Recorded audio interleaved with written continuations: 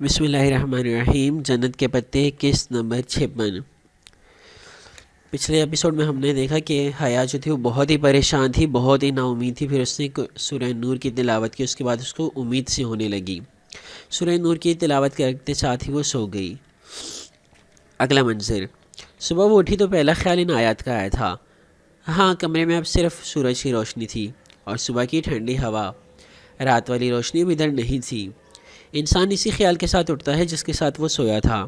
شاید اسی لیے انسان جس ایمان کے ساتھ مرے گا اسی کے ساتھ اٹھایا جائے گا۔ درمیان کا دورانیہ بے معنی تھا۔ وہ بال لپیٹتی باہر آئی۔ سارا گھر ابھی سو رہا تھا۔ لاؤنج اور کچن کے بیچ آدھی کھلی دیوار سے نور بانو کام کرتی نظر آ رہی تھی۔ پس منظر میں کوئی غیر مانوس سی آواز آ رہی تھی۔ نور بانو، ناشتہ۔ میں نے نتاشا باجی کے لیے مینگو سلیش بنایا تھا، آپ پئیں گی؟ وہ سر ہلاتے ہوئی آگے آئی، کاؤنٹر سے گلاس اٹھایا اور سلیش والے جگ کو اس میں انڈیلا۔ کوٹی ہوئی برف اور جوس کی دھار اس میں گرنے لگی۔ پھر وہ پاس رکھی کرسی پہ بیٹھی اور گلاس لبوں تک لے جاتے ہوئے یوں ہی سر اٹھایا۔ ایک لمحے کے لیے ساری دنیا ساکت ہو گئی۔ کیا چیز تھی؟ ہر شے ٹھہر گئی، بس ایک چیز تھی جو حرکت کر رہی تھی، گول گول دائرے میں گھومتی ہوئی۔ کانچ اور لکڑی کے ٹکرانے کی مدھم آواز، کانچ کی گلاب کی پنکھڑیاں، سلور راڈز۔ لبوں تک جاتا گلاس والا ہاتھ تیزی سے نیچے آیا تھا۔ آنکھوں کی پتلیاں بے یقینی سے پھیلی۔ لاؤنج اور کچن کی درمیانی دیوار کے عین اوپر اس کا ونڈ چائم ہوا سے جھول رہا تھا۔ یہ یہاں کیسے آیا؟ یہ کس نے لگایا؟ اسے حیرت و شوق سے نور بانو کی طرف دیکھا۔ کام کرتی نور بانو نے مڑ کر ونڈ چائم کو دیکھا۔ اس کی آنکھوں میں چنبا ابھرا، پھر اسے ناسمجھی سے نفی میں سر ہلایا۔ مجھے نہیں پتا باجی، میں نے تو ابھی دیکھا ہے۔ یہ تو میرا ہے، یہ تو ترکی میں مجھ سے گم گیا تھا۔ یہ یہاں کیسے آیا؟ یہ یہاں کس نے لگایا؟ وہ نور بانو سے کم خود سے زیادہ بات کر رہی تھی۔ نور بانو ہراساں سی ہو گئی۔ میں تو پہلے ہی کہتی تھی باجی کہ ہمارے گھر میں جن ہیں۔ مگر وہ سنے بغیر تیزی سے کچن سے باہر آئی۔ سیڑھیوں کے اوپر والے کمرے کا دروازہ بند تھا۔ وہ سلیش کا گلاس ہاتھ میں پکڑے ننگے پیر تیز تیز سیڑھیاں چڑھنے لگی۔ پاؤں پہ لگے بینڈیج اب کھل چکے تھے مگر زخموں کے نشان وہی تھے۔ 1 2 3 4 قدم جیسے زینوں پہ نہیں، اس کے دل پہ پڑ رہے تھے۔ سانس تیز تیز چل رہا تھا۔ اسے نہیں پتا وہ چند سیڑھیاں چند صدیاں کیوں بن گئی تھی، جیسے فاصلہ کبھی ختم ہی نہیں ہوگا۔ وہ پھولے تنفس کے ساتھ اوپر آئی اور دھڑکتے دل سے اس کا آخری کمرے کا دروازہ دھکیلا۔ گیسٹ روم کے بیڈ پہ ایک کھلا ہوا بیگ رکھا تھا جس میں سے شرٹ نکالتے ہوئے وہ بیڈ کے ساتھ ذرا جھکا ہوا کھڑا تھا۔ آہٹ میں اسے سر اٹھا کر دیکھا۔ حیا چوکٹ پہ سلش کا گلاس اٹھا کر کھڑی پھٹی پھٹی نگاہوں سے اسے دیکھ رہی تھی۔ جہان اسے دیکھ کر چند لمحے کچھ کہہ نہیں پایا، شاید پہلی ملاقات کا ڈر۔ پھر دھیرے سے مسکرایا، شرٹ بیگ پر رکھی اور قدم قدم چلتا اس تک آیا۔ نیلی جینز اور سب شرٹ میں وہ بہت فریش لگ رہا تھا۔ مرحبا۔ حیا نے چند قدم دور رک کر اسے ہلکی سی مسکراہٹ کے ساتھ سر کو خم دیتے ہوئے سلام کیا۔ حیا چند لمحے ویسے ہی ساکت نگاہوں سے اسے دیکھتی رہی اور پھر اس کے ادکھولے لب بھیج گئے، پیشانی کی رگ تن گئی اور حیرت زدہ آنکھوں میں یکایک غصہ در آیا۔ ایک دم سے اس نے سلش سے بھرا گلاس جہان پہ پھینکا۔ تم وہاں مرنے کے لیے مجھے چھوڑ گئے تھے، میں وہاں کتنی دفعہ مری ہوں تمہیں پتہ ہی نہیں، اور اب تم آ کر کہتے ہو مرحبا۔ وہ ایک دم پھٹ پڑی۔ سلش جہان کی شرٹ پہ گرا تھا۔ وہ ایک دم پیچھے ہوا۔ پہلے اس نے اپنی شرٹ کو دیکھا اور پھر حیا کو، جیسے اسے یقین نہ آیا ہو کہ حیا نے یہ کیا ہے، ایک دفعہ پھر حیا نے یہ کیا ہے۔ حیا؟ وہ لمحے بھر کے لیے کچھ بول ہی نہیں پایا۔ کچھ مت کہو، تمہیں کچھ کہنے کی ضرورت نہیں ہے۔ تم کیا سمجھتے ہو بیوقوف ہوں جو میں نہیں سمجھتی؟ تم نے عائشہ کو فون کر کے خود اپنی مخبری کروائی، تم نے اپنے آپ کو خود پکڑوانا چاہا، یا شاید پتہ نہیں تم وہاں گئے بھی تھے یا نہیں، میں نہیں جانتی وہاں کون تھا، مگر میں نے وہاں بارودی سرنگیں پھٹتے دیکھی، میں نے وہاں پر گولیاں چلتے سنی، میں نے وہاں پر دھواں دیکھا، میں نہیں جانتی وہاں پر کیا ہوا، مگر جو بھی ہوا اس کے پیچھے تمہارا ذہن تھا۔ میں جانتی ہوں جہاں تم ہمیشہ ہر چیز پلان کرتے ہو، مگر تم نے کہا تھا کہ اس دفعہ تم کچھ پلان نہیں کرو گے، لیکن تم نے کیا کیا تھا؟ اگر تم مجھے بتا دیتے میں کتنا پریشان رہی، میں کتنی تڑپی، میں کتنی بے سکون رہی ہوں ان چند دنوں میں، اندازہ نہیں ہے تمہیں۔ وہ وہیں بیٹھ کے کنارے پہ بیٹھی اور پھر ایک دم ہاتھوں میں منہ چھپا کر رونے لگی۔ جہاں نے ایک دفعہ پھر گردن جھکا کر اپنی گیلی شرٹ کو دیکھا اور پھر فرش پہ گرے پلاسٹک کے گلاس کو، شکر ہے وہ پلاسٹک کا تھا، اسے ٹوٹا نہیں۔ تم نے کیا کیا اس وقت میں نہیں جانتی، مگر جو بھی کیا وہ بہت برا تھا۔ اگر وہاں میرے دل کو کچھ ہو جاتا، میں شوق سے ہی مر جاتی، تو تم کیا کرتے؟ مگر تمہیں تو کوئی فرق ہی نہیں پڑتا، وہ روتے روتے کہہ رہی تھی۔ اگر تمہاری یادداشت ٹھیک سے کام کر رہی ہے تو تمہیں یاد ہوگا کہ میں نے کہا تھا فوراً وہاں سے چلی جانا۔ اگر تم نے سب کچھ دیکھا ہے تو اس کا مطلب ہے تم وہیں پر تھی، تم نے میری بات نہیں مانی۔ حیا نے ایک دم سے گیلا چہرہ اٹھایا۔ میں چلی بھی جاتی تو کتنا دور جاتی، چند میٹر دور ہی تو کھڑی تھی ہماری جیپ، کیا مجھے وہاں تک سرنگیں پھٹنے، دھماکے اور گولوں کی آواز نہ آتی؟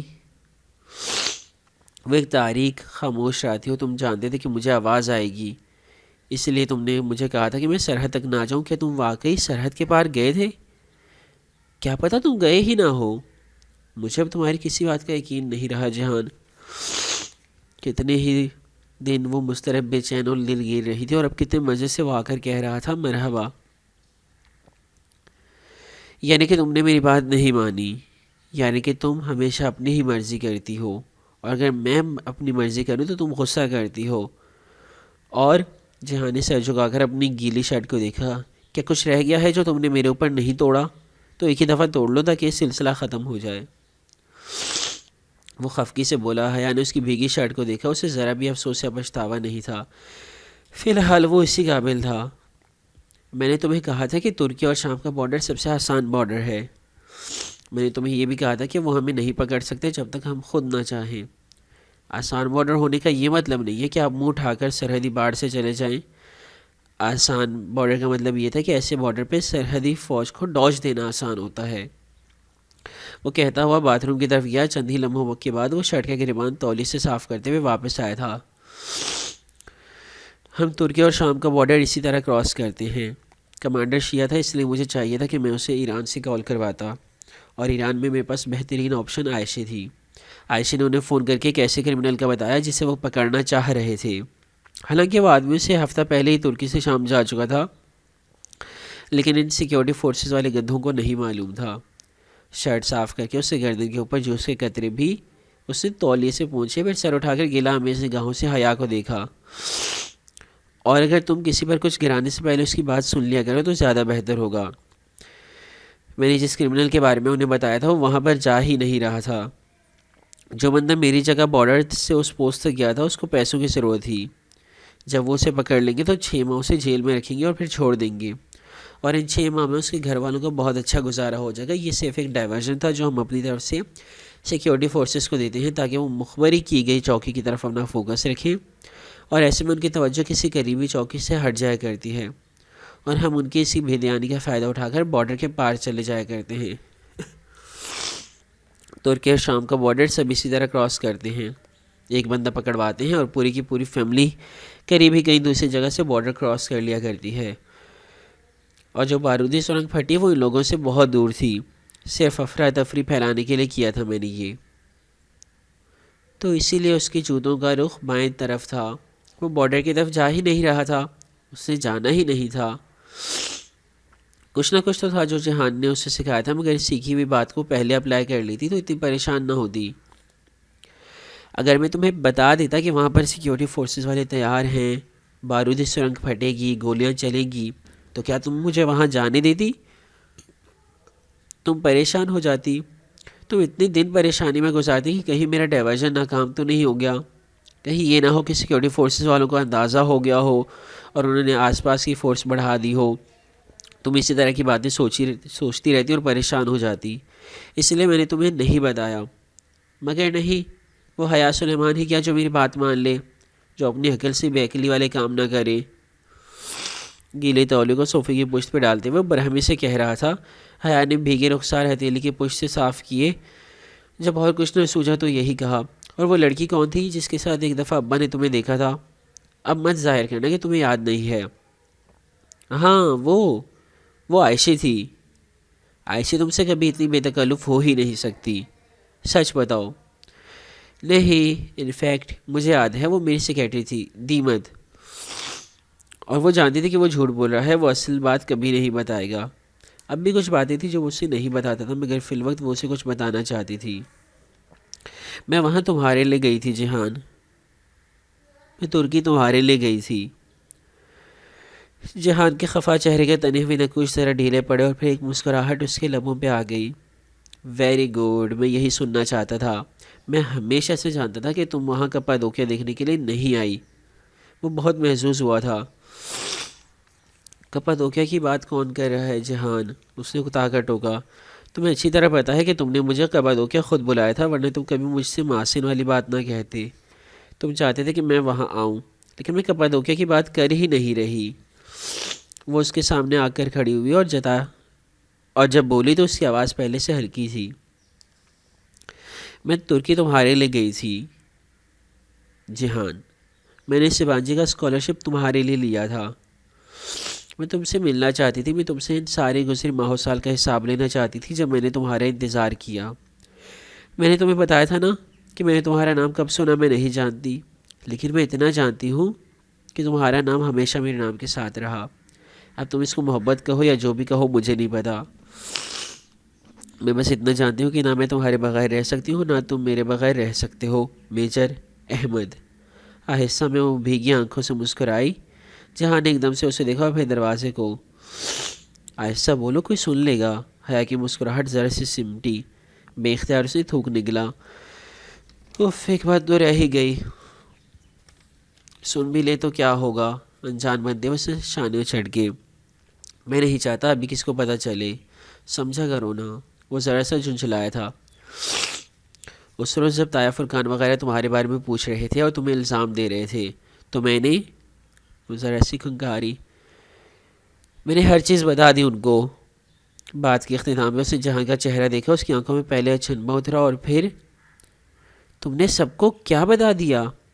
وہ بری طرح سے چونکا. وہی جو سچ تھا، وہی جو تمہیں بہت پہلے ان کو بتانا چاہیے تھا، مگر تم میں ہمت ہی نہیں تھی. تو میں نے سوچا تھوڑی سی ہمت میں کر لوں اور میں نے بتا دیا. بس. وہ جتنی لاپرواہی سے کہہ رہی تھی اس کے دل کی تیز ہوتی دھڑکن اس کے برعکس تھی. جہان کس طرح ریئیکٹ کرے گا اس پہ تو اسے سوچا ہی نہیں تھا. تب یقین جو نہیں تھا کہ وہ آ جائے گا. مگر تم نے ایسا. حیا اسے سمجھ نہیں آ رہی تھی کہ وہ کیا کہے. متفکر سے نظر آنے لگا تھا. پتہ نہیں اب سب کیسے ریئیکٹ کریں گے. ایک دفعہ پھر نیا ایشو. میں مزید ایشو افورڈ نہیں کر سکتا. وہ جھنجھلایا تھا. تمہیں کس نے کہا کہ وہ ایشو بنائیں گے؟ وہ کوئی ایشو نہیں بنائیں گے جہان. تمہیں شاید ایک بات نہیں پتا. اس کے دل کی دھڑکن نارمل ہوئی اور جھک کر فرش سے پلاسٹک کا گلاس اٹھایا. پھر سیدھی ہو کر مسکراتے ہوئے بولی،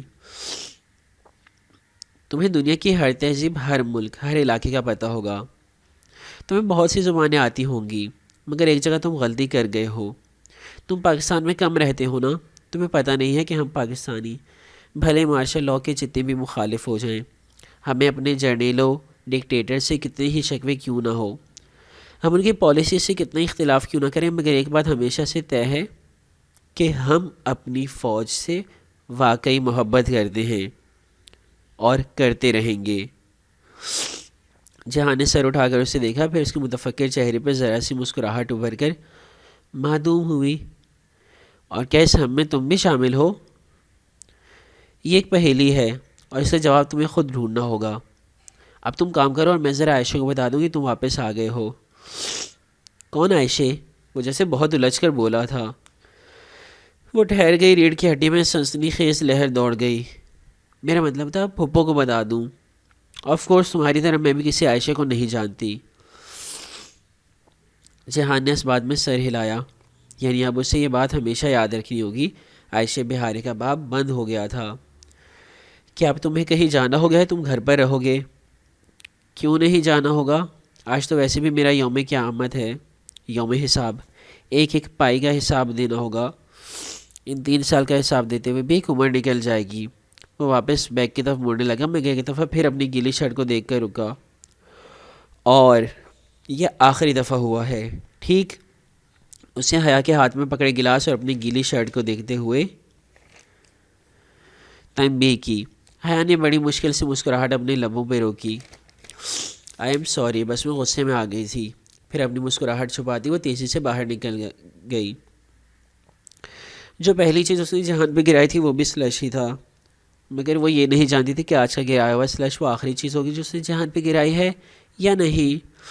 البتہ یہ طے تھا کہ اتنی آسانی سے تو وہ اپنی عادت نہیں چھوڑے گی۔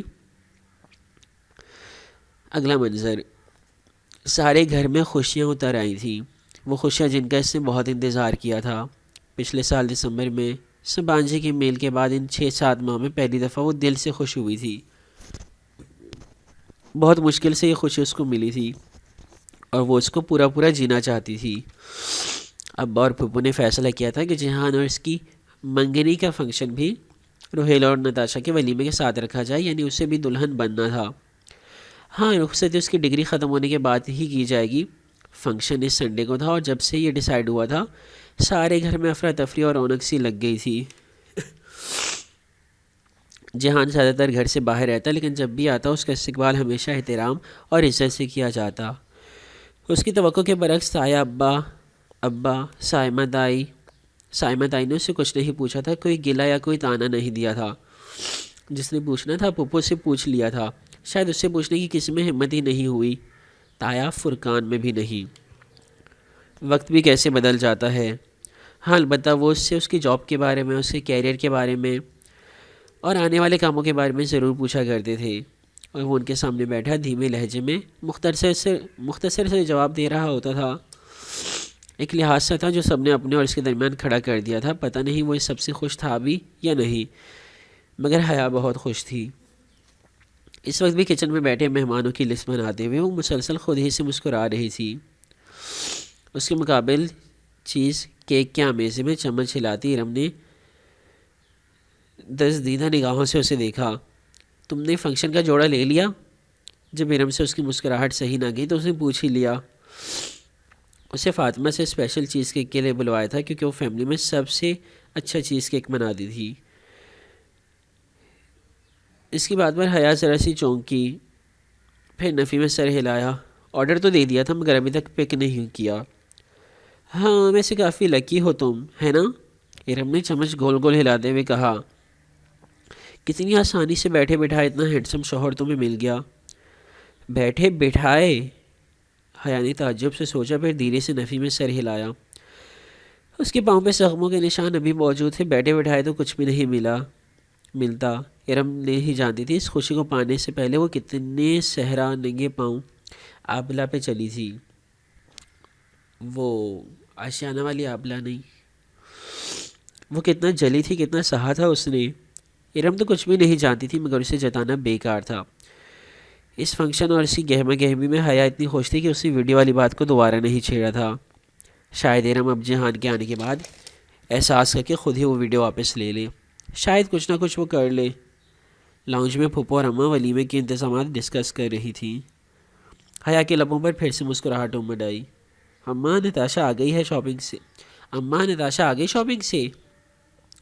ہاں، ابھی آئی ہے ساڑی لے کر، مجھے دکھا کر اندر رکھنے گئی ہے۔ فاطمہ نے ہلکا سا سیڑھیوں کی طرف اشارہ کرتے ہوئے کہا کہ روہیل کا کمرہ اوپر تھا۔ البتہ فاطمہ کے چہرے پہ ناخوش سا تاثر تھا۔ حیا، جاؤ نتاشا کو بلا لاؤ، پھپھو کو بھی دکھا دے ساڑی، تمہاری پھپھو اندر تھی جب وہ مجھے دکھا رہی تھی۔ اماں نے یاد آنے پہ اسے پکارا۔ ان کے چہرے پہ البتہ دبی دبی سی کڑھن تھی۔ پتہ نہیں کیا بات تھی۔ اب وہ کیا اس کو شادی میں بے پردگی کروانا چاہ رہی تھی؟ عجیب یار، حد ہوتی ہے۔ پوچھنے کا ارادہ ترک کر کے وہ پین کاغذ وہیں چھوڑ کر اٹھی گئی۔ جہان کا کمرہ سیڑھیوں سے اوپر راہداری میں ایک کونے پہ تھا تو روہیل کا دوسرے کونے پہ۔ وہ آخری زینہ چڑھ کے اوپر آئی تو دیکھا جہان اور نتاشا روہیل کے کمرے کے سامنے کھڑے ہنستے ہوئے کچھ بات کر رہے تھے۔ نتاشا کے ہاتھ میں 3-4 بڑے بڑے شاپنگ بیگس تھے اور وہ ہاتھ ہلا ہلا کر خالص امریکی انداز میں تیز تیز بولتی کچھ بتا رہی تھی۔ اتنے فاصلے سے آواز تو نہیں آ رہی تھی کہ وہ کیا کہہ رہے تھے، مگر خوش مزاجی شناسائی اس کے ابرو تن گئے۔ اتنے ہنس کر کبھی مجھ سے تو بات نہیں کی۔ نتاشا اسے پکارا۔ دونوں نے بے اختیار سے مڑ کر دیکھا۔ جہاں نے استقبالی انداز میں ذرا سا مسکرایا، مگر وہ ایک ناراض نگاہ اس پر ڈال کر آگے آئی۔ نتاشا، اماں بلا رہی ہیں، پھپھو کو کپڑے دکھا دو۔ اوکے۔ نتاشا نے ایک نظر جہان کو دیکھ کر اس بات میں سر ہلایا اور نیچے چلی گئی۔ وہ چپتی ہوئی نگاہوں سے نتاشا کو دیکھتی ہوئی جہان کی طرف پلٹی۔ کیا بات ہو رہی تھی اپنی بچپن کی سہیلی سے؟ وہ ذرا سی ہنس دیا۔ نہیں بھائی، میں تو تمہاری وجہ سے اتنا خوش اخلاق ہو رہا تھا۔ تمہاری بھابھی ہے نا، میری وجہ سے تم کچھ نہیں کرتے، اور اگر کچھ کرنا ہے تو شام میرے ساتھ فنکشن کے کپڑے لینے آ جاؤ۔ اگر تمہیں نہیں پسند ہوئے تو بدل لیں گے۔ نتاشا کو بھول کر اسے کپڑوں کی بات یاد آ گئی تھی۔ ایک تو پتہ نہیں ہماری منگنی کتنی دفعہ ہوگی۔ وہ اس فنکشن کے آئیڈیا سے اکتاتا جاتا تھا۔ اب ہو رہی ہے تو ہونے دو نا۔ کیا تم آج شام چلو گے؟ نہیں، شام میں ذرا بیزی ہوں، کل چلوں گا، پرومس۔ وہ نیچے آئی تو پھپھو اکیلی بیٹھی تھی۔ اماں وہاں نہیں تھی، نہ ہی نتاشا۔ نتاشا سائمہ بھابھی کی طرف گئی ہے انہیں شاپنگ دکھانے۔ تمہاری اماں لان میں ہیں، اس کے پوچھنے پہ پھپھو نے بتایا تھا۔ اوکے۔ اس نے سر پہ دوپٹہ لیا اور پورچ کی طرف کھلتے دروازے کی طرف آئی۔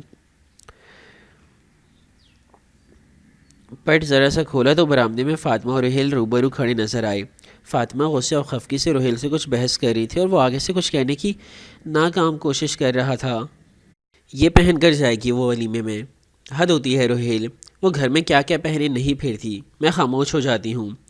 اس کا مطلب یہ نہیں کہ مجھے اور تمہارے ابا کو برا نہیں لگتا، مگر اس فنکشن میں ہزاروں لوگ ہوں گے روہیل، کچھ احساس ہے تمہیں؟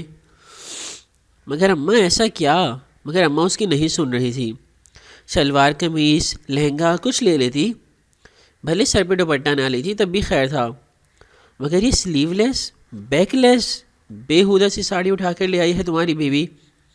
ہمارے خاندان میں کبھی ایسے لباس پہنا ہے کسی نے؟ اماں کیا ہو گیا ہے؟ حیا بھی تو سلیو لیس پہن لیتی تھی، اور اماں کے تو مانو سر پہ لگی تلووں پہ بجھی۔ میری بیٹی کا نام مت لو۔ وہ ایک دم غصے میں آ گئی تھی۔ میری بیٹی جب گھر سے نکلتی ہے تو عبایا پہن کر چہرہ ڈھانپ کر نکلتی ہے۔ خاندان میں کوئی نہیں ہے جو میری بیٹی کے برابر کا ہو۔ مگر اماں پہلے تو حیا۔ پہلے کی بات مت کرو روہیل، ہم حیا کی بات کر بھی نہیں رہے، ہم تمہاری بیوی کی بات کر رہے ہیں۔ اچھا ٹھیک ہے، میں بات کروں گا اس سے، وہ جیسے جان چھوڑانے والے انداز میں بولا تھا، مگر اماں کنونس نہیں ہوئی تھی۔ وہ اور بھی بہت کچھ کہنے کا ارادہ رکھتی تھی، مگر حیا بے دبے قدموں واپس پلٹ آئی۔ اس کی آنکھوں میں نمی اتر آئی تھی، دل بھر آیا تھا۔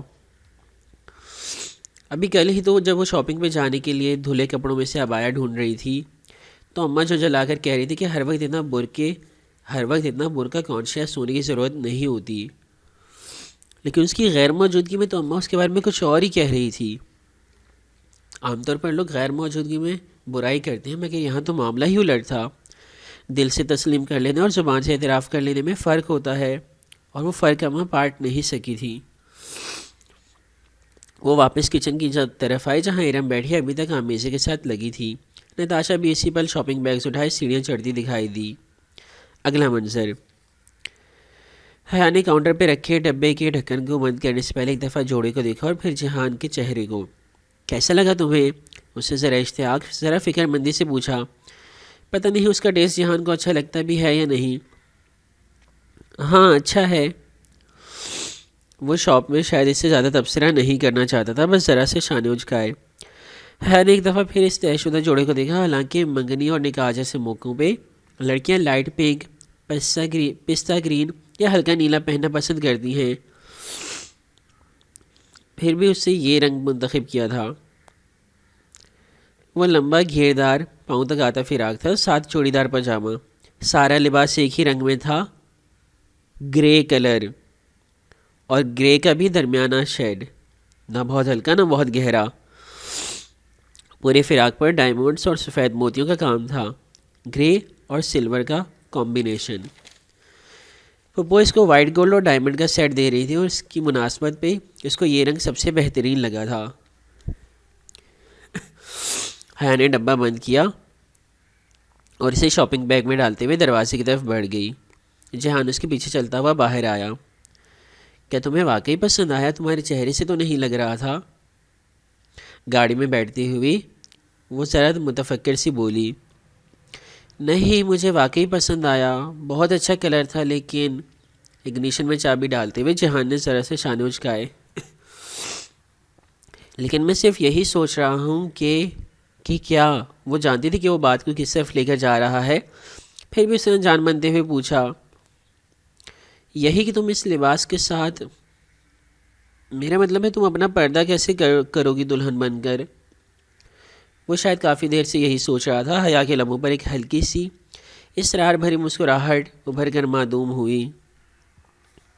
کر لوں گی۔ گاڑی اب سڑک پہ دوڑ رہی تھی اور وہ ذرا سے مسکراتے ہوئے ونڈ اسکرین کے پار دیکھ رہی تھی۔ کیا تم اس کامدار لباس کے اوپر برقع کر لو گی یا چادر وغیرہ؟ نہیں، میں برقع نہیں لوں گی۔ تو تم کیا اس کام والے دوپٹے سے نقاب کرو گی؟ جہان کو کہتے ہوئے بھی یہ بات بہت عجیب سی لگ رہی تھی، بہت ہی آکورڈ۔ نقاب نہیں، کامدار دوپٹے سے نقاب۔ اور اسے شاید لگا تھا کہ حیا آگے سے اس کی بات کی تصدیق کر دے گی۔ نہیں، میں دوپٹے سے نقاب تو نہیں کروں گی۔ تو پھر تم کیا کرو گی؟ حیا نے آنکھوں میں اسی مسکراہٹ کو سموئے گردن موڑ کر جہان کو دیکھا۔ وہ جیسے اس بات پہ بہت سوچنے کے باوجود بھی کسی نتیجے پہ نہیں پہنچ سکا تھا۔ جہان، کچھ باتوں میں تم سے زیادہ سمارٹ ہوں۔ تم نے ہی تو کہا تھا نا کہ رستہ ہوتا ہے، میں نے بھی رستہ نکال لیا ہے۔ اچھا چلو دیکھتے ہیں تم کیا کرتی ہو۔ وہ اس کی بات پہ محظوظ ہو کر ذرا سا مسکرایا۔ تھوڑی دیر بعد اسے محسوس ہوا کہ گاڑی گھر کے بجائے کسی اور جانب جا رہی ہے۔ کیا ہم گھر نہیں جا رہے؟ اس نے ذرا تذبذب سے پوچھا۔ پہلے ہمیں کچھ اٹھانا ہے، میں نے ایک بیکری پہ کچھ آرڈر دیا تھا۔ وہ اسٹیئرنگ وہیل گھماتے ہوئے موڑ کاٹ رہا تھا۔ حیا کو اچنبھا ہوا، باہر رات ہو چکی تھی اور ان لوگوں نے ڈنر پر گھر پہنچنا تھا۔ ایسا کیا آرڈر کیا تھا تم نے؟ شاید تمہیں یاد ہو، میں نے تمہارا ایک جنجر بریڈ ہاؤس توڑا تھا۔ اور حیا کا سانس لمحے بھر کے لیے تھما۔ کیا تم نے میرے لیے جنجر بریڈ ہاؤس بنایا ہے؟ وہ حیرت زدہ ہی تو رہ گئی تھی۔ تمہیں لگتا ہے میں اتنا فارغ ہوں؟ میں نے صرف ایک بیکری پر آرڈر دیا ہے اور اب ہم نے اسے پک کرنا ہے۔ کل ہماری تیسری دفعہ منگنی ہو رہی ہے، سو اس سے پہلے مجھے یہ حساب برابر کرنا ہے۔ مسکراہٹ دباتے ہوئے وہ بولا تھا، لیکن تم نے خود تو نہیں بنایا نا؟ مگر پیسے تو میں ہی دے رہا ہوں نا۔ اور یہ بات کرتے ہوئے اس غریب آدمی کے چہرے پہ خف کی سمٹ آئی۔ حیا بے ساختہ گردن موڑ کر شیشے سے باہر دیکھنے لگی۔ وہ نہیں چاہتی تھی کہ جہان اس کی آنکھوں میں آتی مسکراہٹ کو دیکھ پائے۔ اس بیکر نے بہت محنت سے جنجر بریڈ ہاؤس بنایا تھا۔ وہ اتنا ہی پیارا تھا جتنا حیا کا اپنا جنجر بریڈ ہاؤس۔ یہ پتہ نہیں کیوں اسے لگا کہ یہ والا ہاؤس زیادہ پیارا تھا۔ کاؤنٹر پہ ٹرے میں رکھا وہ خوبصورت سا ہاؤس، جس کے اوپر الابلا کینڈیز، جیلی اور آئسنگ سے ڈریسنگ کی گئی تھی۔ نہیں، اس کو پیک نہ کریں، یہ ٹوٹ جائے گا، بہت نازک ہے، میں اس کو یوں ہی اٹھا لوں گی۔ حیا نے احتیاط سے جنجر بریڈ ہاؤس والی ٹرے اٹھا لی۔ کپڑوں والا شاپر تو ویسے ہی گاڑی میں پڑا تھا۔ اب وہ ٹرے کو اسی طرح اٹھائے گھر لے جانا چاہتی تھی۔ اگر اس دفعہ یہ ٹوٹا تو یہ تمہاری غلطی ہوگی، جہان نے باہر نکل کر اسے تنبیہ کی تھی۔ وہ جواب دیے بنا سہج کر چلتی گاڑی تک آئی۔ پھر سارا رستہ وہ ٹرے ہاتھوں میں اٹھائی رہی تھی۔ ہاتھ دکھنے لگے تھے مگر اس نے ذرا بھی بے احتیاطی نہیں کی تھی۔ یہ جنجر بریڈ ہاؤس اسے اپنے والے سے زیادہ پیارا تھا۔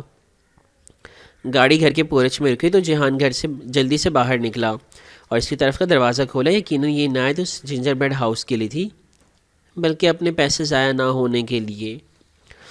وہ ٹرے اٹھائی باہر نکلی۔ جہان نے پچھلی سیٹ پہ پڑا اس کا شاپر اٹھا لیا۔ چلیے میڈم، آپ کے کپڑے ڈرائیور لے آئے گا، وہ مصنوعی بیچارگی سے کہتا راستہ چھوڑ کر اسے آگے جانے کا اشارہ کر رہا تھا۔ ابھی وہ چند قدم ہی چل پائی تھی کہ جہان کی آواز اس کے کانوں سے ٹکرائی۔ یہ گاڑی کس کی ہے؟ شاید کوئی مہمان آیا ہے۔ اس بات پہ حیا نے گردن موڑ کے دیکھا۔ پورچ میں کھڑی اپنی گاڑی کے آگے کھڑی گاڑی اور پیروں کے نیچے سے زمین سے رکھنے لگی تھی۔ اس سیاہ کوٹ کو وہ ہزاروں گاڑیوں میں بھی پہچان سکتی تھی۔ پتہ نہیں۔ اس کی آواز لڑکڑ آ گئی۔ ٹرے پہ جب میں اس کے ہاتھ مزید سخت ہو گئے۔ جہان کچھ کہے بنا شاپنگ بیگ پکڑے اس کے آگے آگے اندر گیا۔ وہ جہان کے پیچھے اندر آئی۔ ایک ایک قدم بہت بھاری ہو رہا تھا۔ لاؤنج کے دہانے پہ ہی سارا منظر دکھائی دے دیا تھا۔ اس کی قدم چوکھٹ سے ذرا پیچھے جم گئے. وہ تاریک گوشے میں کھڑی تھی. اندر والے لوگ اس کی طرف متوجہ نہیں تھے. وہاں ولید ایک صوفے پہ ٹانگ رکھے بیٹھا تھا. سامنے ابا، اماں، دایا، سائمہ دائی، روہیل، نتاشا، پھپھو، داور بھائی، سونیا، سب ہی تھے. سونیا تو چلو شادی شدہ تھی، سو خاندان کی روایت کے مطابق اس کا پردہ نہیں تھا. مگر اچنبے کی بات یہ تھی کہ ارم بھی وہی کونے میں کھڑی تھی. اس کے ہاتھ میں ٹری تھی، جیسے شاید وہ کچھ سرو کرنے کے بہانے اندر آئی ہو اور پھر وہیں کھڑی ہو گئی ہو. جہان آگے آیا، ایک نظر ان سب کو دیکھا اور پھر 1 منٹ کہہ کر شاپنگ بیگ کی طرف اشارہ کیا جیسے انہیں رکھنا ہے، اور وہ سیڑھیاں چڑھتا گیا. وہ وہاں اکیلی رہ گئی. ٹرے کو پکڑے اس کے ہاتھ پسینے میں بھیگ گئے تھے. ولید نے جہان کو سیڑھیاں چڑھتے دیکھا تو گردن اس طرف موڑی. حیا کو دیکھتے ہوئے ایک زہریلی مسکراہٹ اس کے منہ پر امڑ آئی.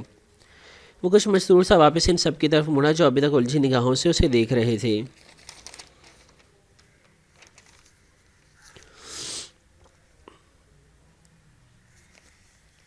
جی سلیمان انکل، تو میں کہہ رہا تھا کہ ہمیں اس معاملے پہ آرام سے بات کرنی چاہیے. اور مسز حیا تو یہ جانتی ہیں کہ میں یہاں کیوں آیا ہوں. اسے بات کر کے پھر سے گردن موڑ کر ایک فاتحانہ نظر حیا پہ ڈالی تھی. ابا نے اس کی نگاہوں کے تعاقب میں حیا کو دیکھا اور پھر انہیں الجھی نگاہوں سے ولید کو. ولید، یہ میرا گھر ہے، یہاں اس طرح کے معاملے ڈسکس کرنے کا کیا مطلب ہے؟ ابا کو جیسے اس کا آنا اور یہ سب کہنا بالکل بھی اچھا نہیں لگ رہا تھا. روہیل، تایا، ابا سب کے ماتھے پہ بل تھے جیسے کسی کو یہ پسند نہیں آ رہا. اصل میں بات گھر کی تھی، اس لیے میں نے سوچا گھر میں ہی کر لی جائے.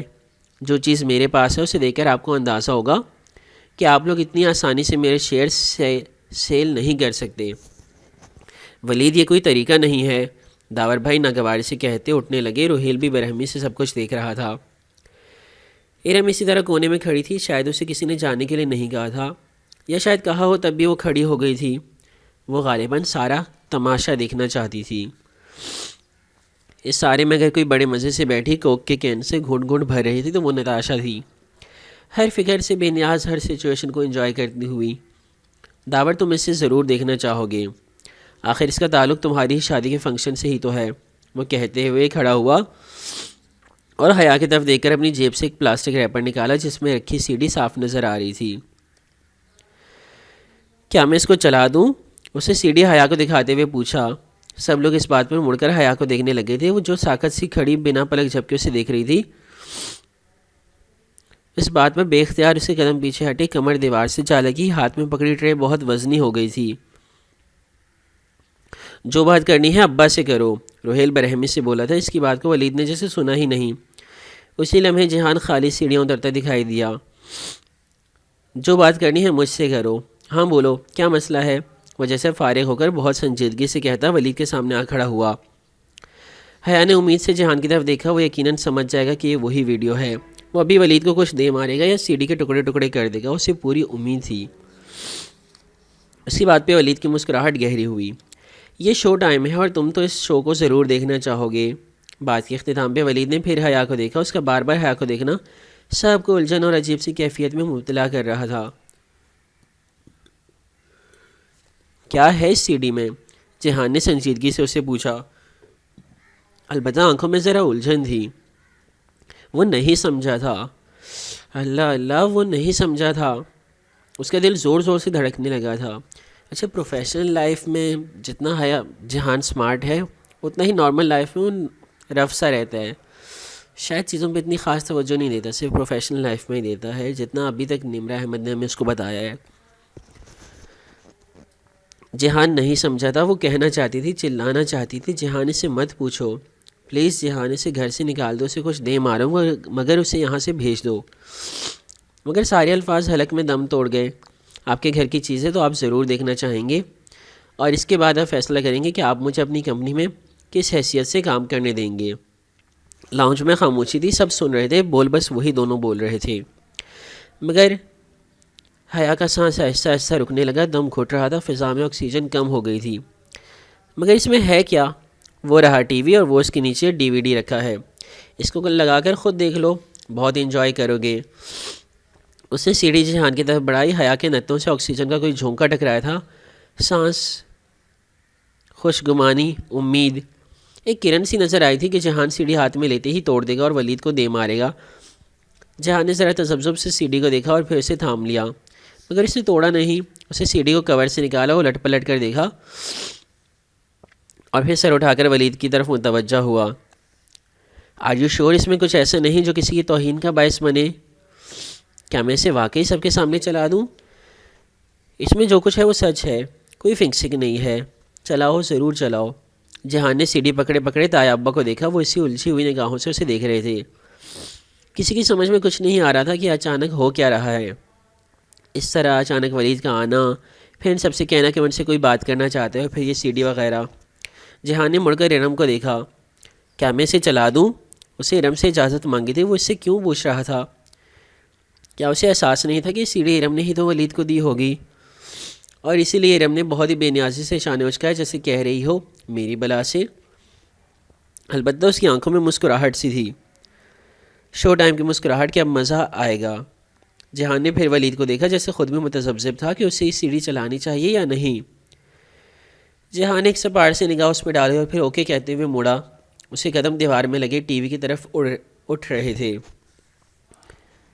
کچن کی کھلی کھڑکی سے ہوا کا جھونکا آیا اور ارد کھلی دیوار پہ لٹکتے ونڈ چائم کی لڑیاں گول گول گھومنے لگیں. سٹک اور کانچ ٹکرائے. خاموشی میں مدھم سا نغمہ بج اٹھا، ماتم کا نغمہ، سوگ کا نغمہ.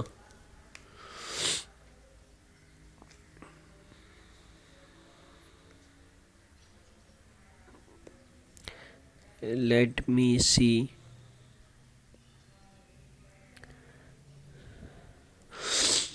جہان نے قدم مزید ٹی وی کی طرف بڑھایا. باہر بادل زور کے گرجے، بجلی چمکی اور حیا کے ہاتھ سے جنجر بریڈ ہاؤس کی ٹرے گر پڑی.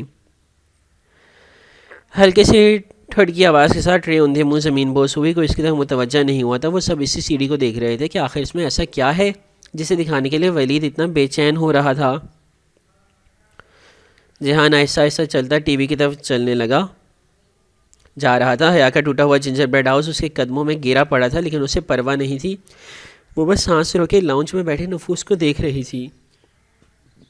ابا، روہیل، جہان، باپ، بھائی، شوہر، کوئی اس کے ساتھ نہ تھا. کوئی اسے اس پرائے مرد بلیک میلر سے بچا نہیں سکتا تھا. مگر کیا واقعی کوئی نہیں تھا؟ اللہ تعالیٰ! اس نے زور سے پکارا. اللہ کا نام وہ واحد نام ہوتا ہے جس کو بولنے کے لیے ہونٹ ہلانے کی ضرورت نہیں ہوتے. اس نے بھی نقاب تلے آپس بند ہونٹوں کے پیچھے زبان ہلا کر اسے پکارا تھا. اللہ تعالیٰ، میں اس وقت بہت اکیلی ہوں. میرے پاس اس وقت کوئی نہیں ہے جسے میں پکار سکوں. جہان اب ٹی وی کے پاس پہنچ چکا تھا. حیا کے دل پہ پڑتا بوجھ اب بڑھتا جا رہا تھا. صرف آپ ہیں جو میری مدد کر سکتے ہیں. آپ دے دیں تو کوئی چھین نہیں سکتا. جہان نے ٹی وی کا بٹن آن کیا، پھر ریموٹ سے ڈی وی ڈی چلایا. اب ٹی وی اسکرین نیلی آ رہی تھی. آپ چھین لیں تو کوئی دے نہیں سکتا. جہان نے جھک کر بٹن دباتے ہوئے ڈی وی ڈی کی پلیٹ باہر نکالی. دفعتاً ریموٹ اس کے ہاتھ سے پھسل پڑا. ماربل کے فرش پہ ریموٹ گرا تھا. چند لمحے مزید گر گئے. میری مدد کریں، مجھے اکیلا مت چھوڑیں. جہان ریموٹ اٹھا کر پھر سیدھا ہوا. کاش ریموٹ ٹوٹ جاتا، مگر وہ نہیں ٹوٹا تھا. ہر چیز اس کے خلاف جا رہی تھی. جہان نے خالی سانچے میں سی ڈی رکھی اور اسے واپس دھکیلا. مجھے ان لوگوں کے سامنے رسوا نہ کریں. اسکرین پہ مینیو لکھا آ رہا تھا. جہان نے ذرا پیچھے ہو کر ریموٹ سے پلے کا بٹن دبایا. مجھے رسوا نہ کرنا، پلیز ہیلپ می پلیز. حیا نے آنکھیں بند کر لی. شاید سی ڈی نہ لگے اور وہ اندر پھنس جائے، شاید. مگر چند ہی لمحوں بعد اسے گانے کی ٹون سنائی دی. شیلا کی موسیقی اس کے قدموں تلے سے زمین سے رکھنے لگی تھی. سر سے آسمان ہٹنے لگا. اسے لگا وہ ابھی گر جائے گی، وہ ابھی مر جائے گی. ویڈیو لگ چکی تھی. سب اسے ہی دیکھ رہے تھے. وہ خواب نہیں تھا، وہ حقیقت تھی. وہ ایک دفعہ پھر رسوا ہونے جا رہی تھی. آج کے ایپیسوڈ میں بس اتنا ہی. آگے کیا ہوا وہ اگلی اور آخری قسط میں دیکھیں. تب تک کے لیے اپنا خیال رکھیں. اللہ حافظ. اور حیا کے لیے دعا کرتے رہیں کہ اس کی رسوائی نہ ہو. لیکن اب تو یہ نظر آ رہی ہے. دیکھتے ہیں اس کے بعد کیا ریئیکٹ ہوتا ہے، کیسی ریئیکٹ ہوتا ہے. لوگ بلیک میل ہو جاتے ہیں. اب جہان کے آنے کے بعد بلیک میل نہیں ہوں گے. سب کچھ ٹھیک تو ہو جائے گا، لیکن جو رسوائی ابھی حیا کی ہو رہی ہے اس نے اللہ تعالیٰ سے دعا کی ہے، لیٹس سی کیسے ٹھیک ہوتا ہے سب.